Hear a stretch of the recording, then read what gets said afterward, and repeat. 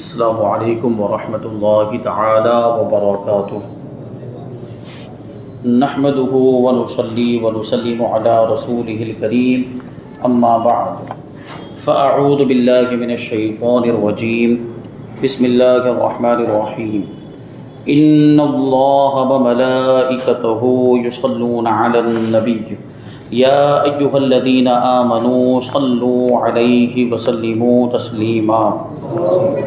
اللهم صل على سيدنا ومولانا محمد معدن الجود والكرم وآله الكرام وابنه الكريم وبارك وسلم صلاة وسلاما عليك يا رسول الله صلی اللہ تعالی علیہ وسلم۔ اس کتاب کی دوسری حدیث پاک جو ارکان اسلام کے بارے میں ہے، اس کی تشریح جاری ہے، اور بہت ساری باتیں اس سے پہلے والے درس میں بیان کی گئی۔ حدیث کا متن بھی، حدیث کی شرح، حدیث کا ترجمہ بھی اس سے پہلے ہم نے سماعت کیا۔ اب یہاں سے توضیح الفاظ، یعنی الفاظ کی وضاحت، ایکسپلینیشن۔ اس حدیث میں دو الفاظ کی توضیح اور تشریح بہت اہم اور ضروری ہے، جو حسب ذیل ہیں، کیونکہ حدیث میں ایک لفظ آیا ہے کہ تم اپنے رب کی عبادت ایسے کرو جیسے کہ تم خدا کو دیکھ رہے ہو، اور اگر یہ کیفیت پیدا نہ ہو پائے تو کم سے کم اتنا ہو کہ خدا تمہیں دیکھ رہا ہے۔ تو عبادت کا ذکر آیا، اس لیے عبادت کا مطلب کیا ہوتا ہے وہ بھی جاننا ضروری ہے۔ تو اس کو بیان کرتے ہیں۔ عبادت یعنی پرستش کرنا اور پوجنا، یعنی انسان کسی کو اپنا خدا مان کر اس کی انتہائی تعظیم کرے اور اس کے سامنے اپنے آپ کو انتہائی ذلت اور پستی میں سمجھے، اور اس کے حضور، اس کی بارگاہ میں اس قدر ذلیل اور پست بن جائے کہ جس کے بعد ذلت اور پستی کا کوئی درجہ ہی نہ ہو۔ واضح رہے کہ عبادت کے مفہوم میں یہ بات داخل ہے کہ جس کی عبادت کی جائے اسے معبود خدا ہونے کا اعتقاد بھی ہو، اس کے معبود اور خدا ہونے کا اعتقاد، یعنی جس کی عبادت کر رہا ہے اس کو خدا سمجھ کے اس کی عبادت کر رہا ہے، جس کی وہ تعظیم کر رہا ہے خدا سمجھ کے تعظیم کر رہا ہے۔ اور عبادت کرنے والے کو عابد کہا جاتا ہے، اور جس کی عبادت کی جائے اس کو معبود کہتے ہیں۔ اب یہاں پہ تعظیم اور عبادت میں فرق بیان کر رہے ہیں۔ کہتے ہیں تعظیم اور عبادت میں فرق یہی ہے کہ عبادت میں تعظیم کے ساتھ اس ذات کی الوہیت اور واجب الوجود اور مستحق عبادت کیا ہونے کا اعتقاد بھی ہو، اور تعظیم میں یہ اعتقاد نہیں ہوتا۔ عبادت میں کیا ہوتا ہے کہ ہم پروردگار کی عبادت کرتے ہیں، پروردگار کی تعظیم کرتے ہیں، اس تعظیم کے ساتھ ہمارا یہ عقیدہ ہوتا ہے کہ اللہ تبارک و تعالیٰ معبود بھی ہے، اس کی الوہیت کا اعتقاد، یعنی اس کے معبود ہونے کا اعتقاد اور عقیدہ ہوتا ہے، اور اس کے واجب الوجود ہونے کا بھی عقیدہ۔ اور واجب الوجود کا مطلب ہوتا ہے کہ وہ اپنے وجود میں کسی کا محتاج نہیں، وہ بذات موجود ہے، واجب الوجود، اور عبادت کا وہی حقدار ہے، یہ ہمارا عقیدہ ہوتا ہے۔ جبکہ صرف جو تعظیم ہوتی ہے اس میں یہ سب نہیں ہوتا، یعنی اللہ کے علاوہ اگر ہم کسی کی تعظیم کرتے ہیں تو اس میں ہم اس کو معبود نہیں سمجھتے، اس کو خدا نہیں سمجھتے، اس کی الوہیت یا اس کے واجب الوجود ہونے یا مستحق عبادت ہونے کا عقیدہ ہرگز نہیں ہوتا۔ تو لہٰذا خوب اچھی طرح سمجھ لیجئے کہ ہر عبادت تعظیم ہے، مگر ہر تعظیم عبادت نہیں ہے۔ اور غیر اللہ کی عبادت تو شرک ہے، یعنی اللہ کے علاوہ کسی کی عبادت کرنا تو شرک ہے، مگر غیر اللہ کی تعظیم یہ ہرگز شرک نہیں۔ اور یہی مس گائیڈ کیا جاتا ہے، یہی گمراہ کرنے کی کوشش کی جاتی ہے۔ بلکہ بعض غیر اللہ کی تعظیم تو فرض عین ہے۔ کیا فرماتے ہیں؟ اللہ کے سوا بعض انسان، کہہ لیجئے انسان یا بعض دوسری مخلوقات کو دوسری چیزیں ایسی ہیں جن کی تعظیم ہر مسلمان پر فرض ہے اور ہر مسلمان پر ضروری ہے، اور وہ صرف انسانوں میں نہیں، کچھ بے جان چیزیں بھی ایسی ہیں جن کی تعظیم ضروری، جیسے خانہ کعبہ۔ خانہ کعبہ کی تعظیم ضروری ہے کہ نہیں؟ تو کیا اس کو خدا سمجھ کے ہم اس کی تعظیم کرتے ہیں، یا اس تعظیم کو کیا یہ لوگ شرک کہنے کی جرات کر سکتے ہیں؟ کیونکہ خانہ کعبہ کی تعظیم تو یہ ہمارے مخالفین بھی کرتے ہیں۔ تو خانہ کعبہ کی تعظیم، یعنی رسول پاک صلی اللہ علیہ وسلم کی جب ہم تعظیم کریں تو ہم پر شرک کے فتوے لگائے جاتے ہیں۔ تو خانہ کعبہ، یعنی رسول پاک صلی اللہ علیہ وسلم اگر غیر اللہ ہے تو خانہ کعبہ بھی تو غیر اللہ ہے، تو کیا یہ خانہ کعبہ کی تعظیم نہیں کرتے؟ یہ خانہ کعبہ کی خود تعظیم کرتے، بلکہ اس کا طواف کرنا ہی یہ اس کی تعظیم ہے۔ خانہ کعبہ کا طواف کرنا ہی اس کی تعظیم۔ یہ بھی عمرہ کرنے جاتے ہوں گے، حج کرنے جاتے ہوں گے، یہ بھی خانہ کعبہ کا طواف کرتے ہیں، تو ان کے اوپر یہ خود اپنے آپ پر پھر شرک کے فتوے لگائیں یہ خانہ کعبہ بھی غیر اللہ ہے، اور غیر اللہ کی ہر تعظیم اگر شرک ہو تو پھر یہ بھی شرک ہونا چاہیے۔ تو بہرحال بعض غیر اللہ ایسے ہیں، اللہ کے سوا دوسری کچھ چیزیں ایسی ہیں جن کی تعظیم ہر مسلمان پر فرض ہے، جیسے خانہ کعبہ کی تعظیم اور حضرات انبیاء کرام علیہ الصلوۃ والسلام کی تعظیم، یہ سب غیر اللہ ہیں، اور بلا شبہ ان کی عبادت کرنا تو کھلا ہوا شرک ہے۔ انبیاء کرام کی عبادت، لیکن کوئی انبیاء کرام کی عبادت کرتا ہے؟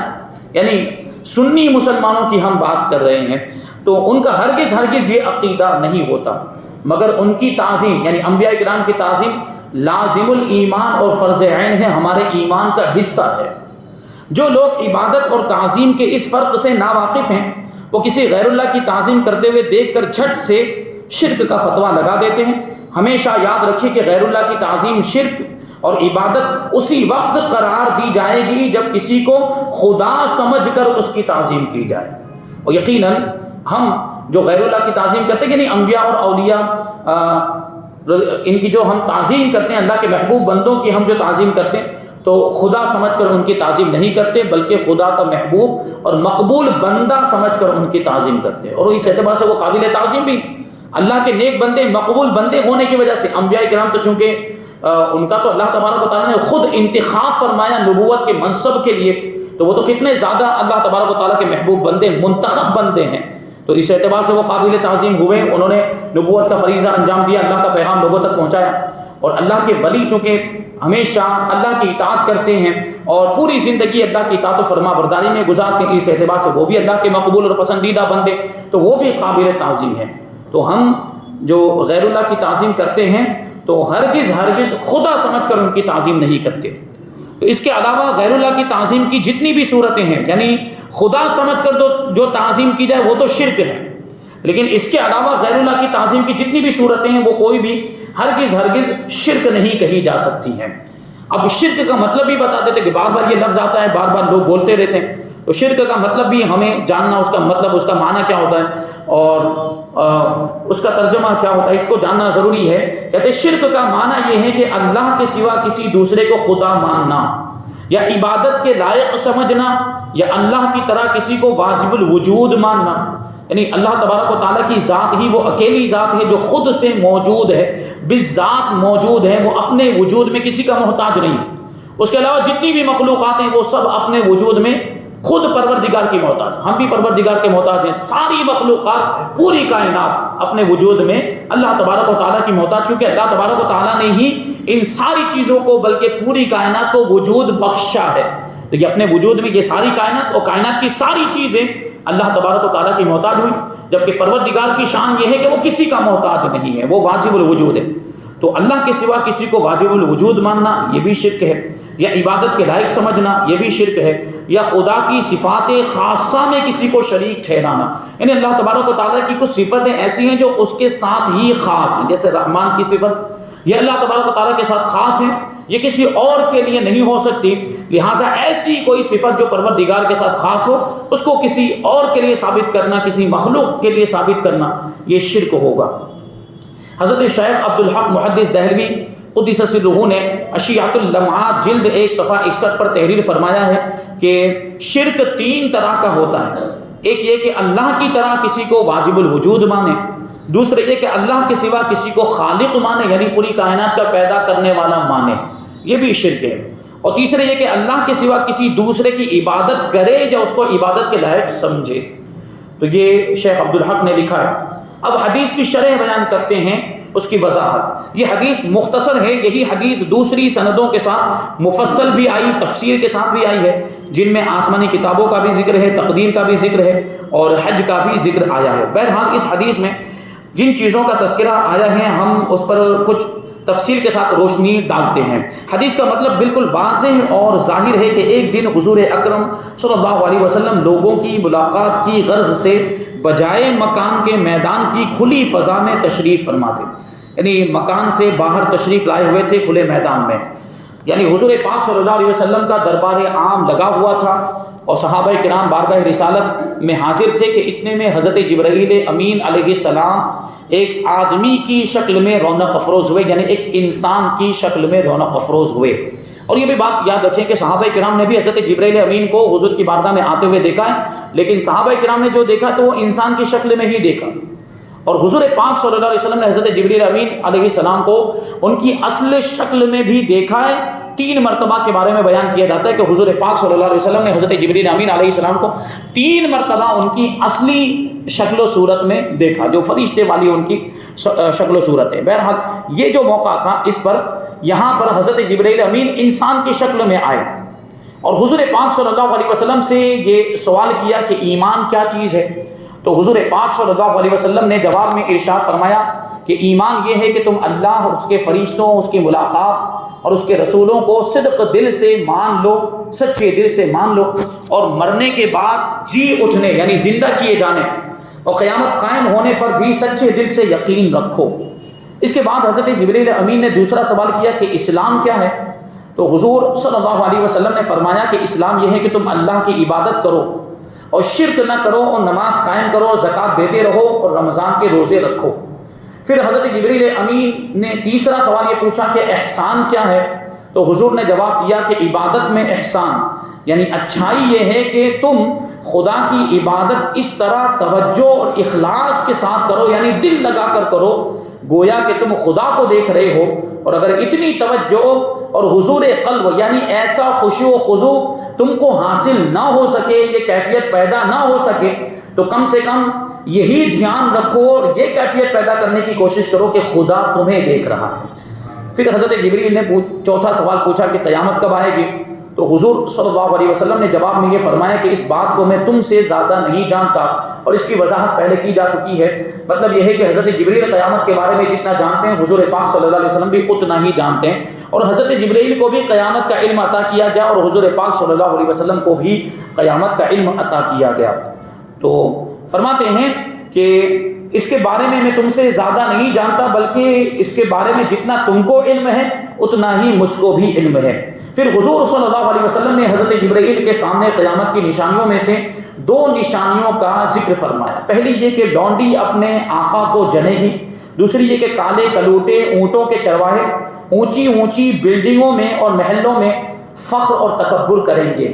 پھر آپ نے فرمایا کہ قیامت کا علم ان 5 علموں میں سے ہے جن کو خدا کے سوا کوئی شخص اپنی عقل و درایت یا فہم و فراست سے نہیں حاصل کر سکتا، کوئی ان کو جان نہیں سکتا اللہ کے سوا، یعنی آدمی خود اپنی کوشش کر کے یا اپنی عقل استعمال کر کے ان 5 چیزوں کو نہیں جان سکتا۔ ہاں اگر خدا کسی کو بتا دے تو خدا کے بتانے سے ضرور جان دے گا، اور ہمارے آقا کو اللہ تبارک و تعالیٰ نے بتایا، ان 5 چیزوں کا بھی علم عطا فرمایا، اور حضور پاک صلی اللہ علیہ وسلم کو بھی ان 5 چیزوں کا علم حاصل تھا، جیسے کہ قیامت کا علم۔ ان 5 چیزوں میں سے ایک علم کیا ہے؟ قیامت کا علم، اور آگے آیت کریمہ ہے بھی ان اللہ عندہ علم الساعۃ، کہ بے شک قیامت کا علم اللہ ہی کے پاس ہے۔ لیکن حضور پاک صلی اللہ علیہ وسلم قیامت کی نشانیاں بتا رہے ہیں، اس کا مطلب کیا؟ حضور پاک صلی اللہ علیہ وسلم کو بھی قیامت کا علم ہے۔ تو یہ کیسے ہوا؟ اللہ تبارک و تعالیٰ کی عطا سے ہوا۔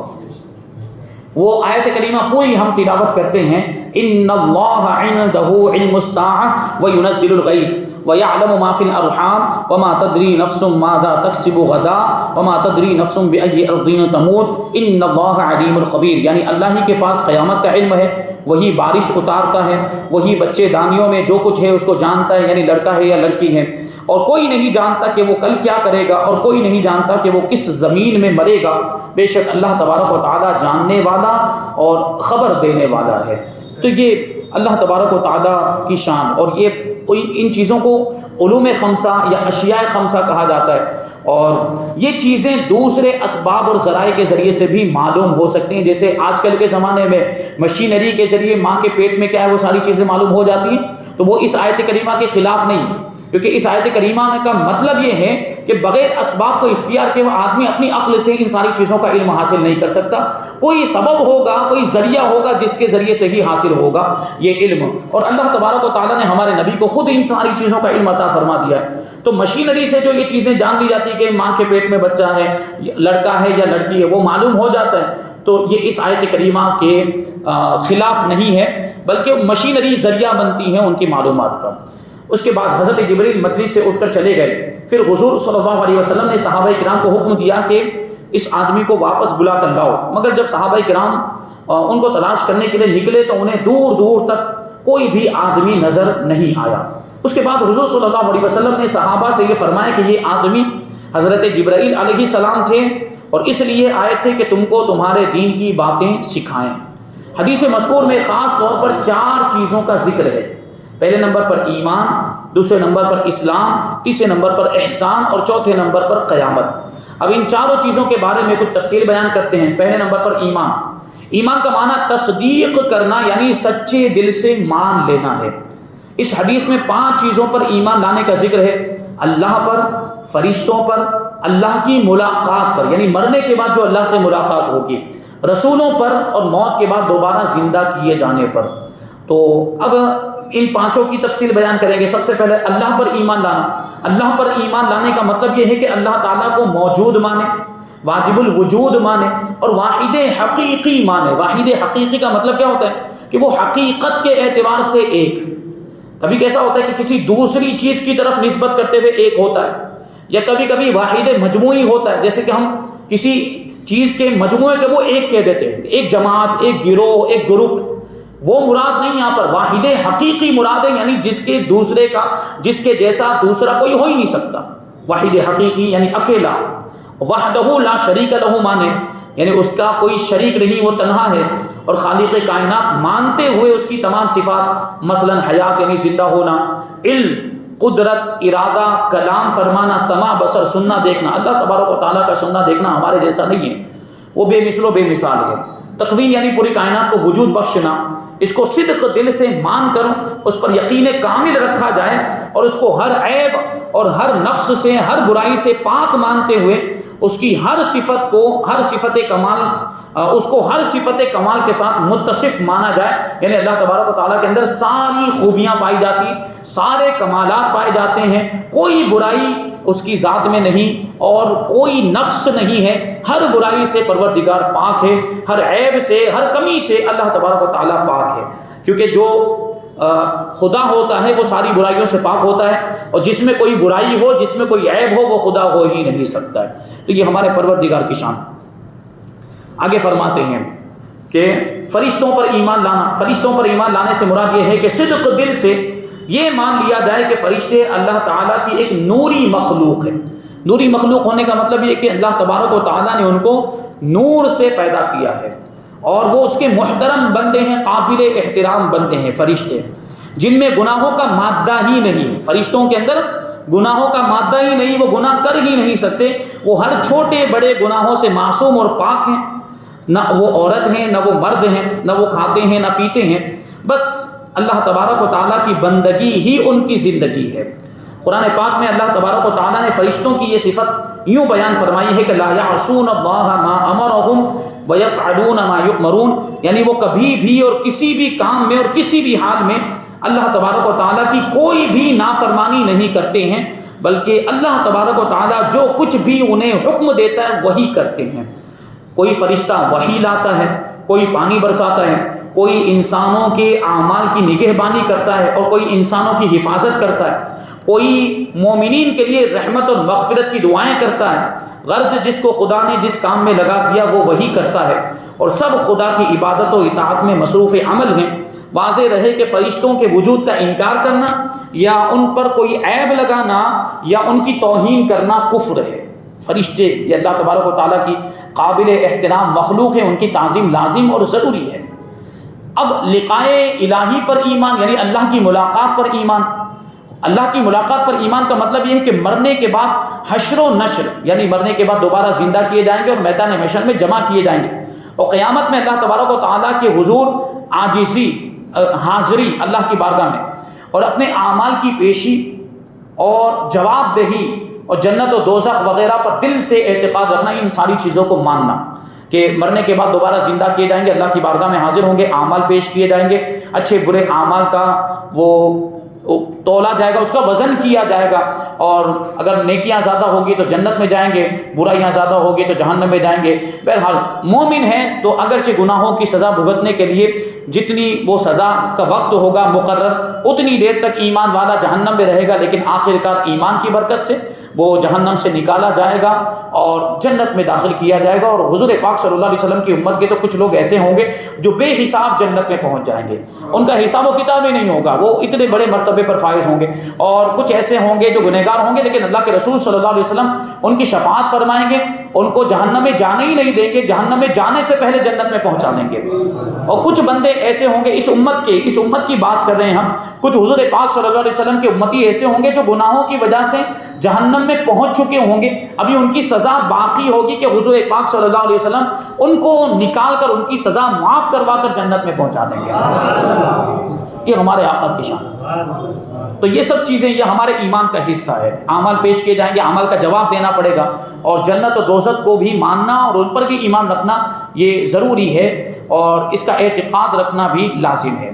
اور رسولوں پر ایمان لانا, فرماتے ہیں رسولوں پر اس طرح ایمان لانا ضروری ہے کہ جتنے بھی انبیاء کرام اور رسولان اعظام دنیا میں تشریف لائے وہ سب اللہ کے مقدس بندے اور اس کے برگزیدہ پیغمبر ہیں, وہ سب سچے, اور وہ جو کچھ اللہ تبارک و تعالیٰ کی طرف سے لائے وہ سب حق ہے.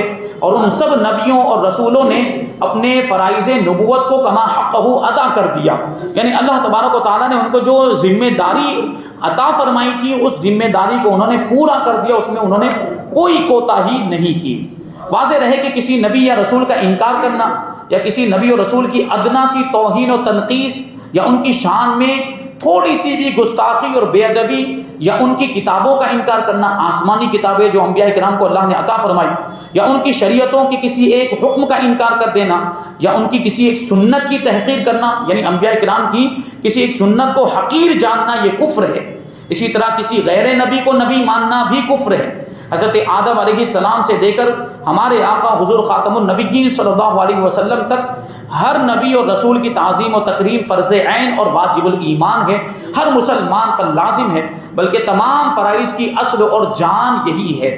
اور حضور صلی اللہ علیہ وسلم کے بارے میں خاتم النبیین ہونے کا عقیدہ, یعنی آخری نبی ہونے کا عقیدہ, یہ بھی ضروریات ایمان میں سے.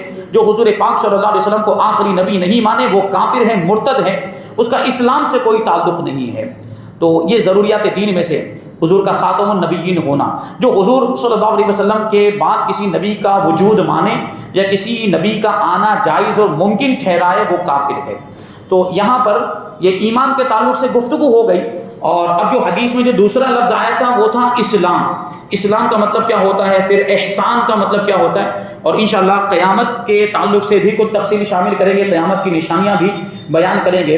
وہ انشاءاللہ یہ ساری چیزیں ہم آئندہ درس میں شامل کریں گے. اللہ تبارک و تعالیٰ کی بارگاہ میں دعا ہے کہ جو کچھ بھی بیان ہوا اس پر ہم سب کو عمل کرنے کی توفیق عطا فرمائے. احکام اسلام, شریعت مصطفیٰ, سنت رسول اللہ صلی اللہ علیہ وسلم پر ہم سب کو عمل کرنے کی توفیق عطا فرمائے.